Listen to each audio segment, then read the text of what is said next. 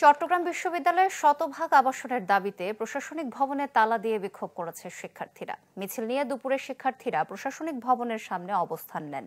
সেখানে তারা প্রধান ফটকে তালা দিয়ে শতভাগ আবাসনের দাবিতে স্লোগান দিতে থাকেন। তাদের অভিযোগ, বর্তমানে বিশ্ববিদ্যালয়ের মাত্র 21% শিক্ষার্থী আবাসন সুবিধা পাচ্ছে।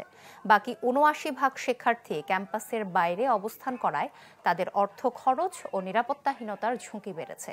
শিক্ষার্থীদের অবস্থানকালে ভবনের নিজ দফতরে অবস্থান করছিলেন উপাচার্য ও উপ উপাচার্য।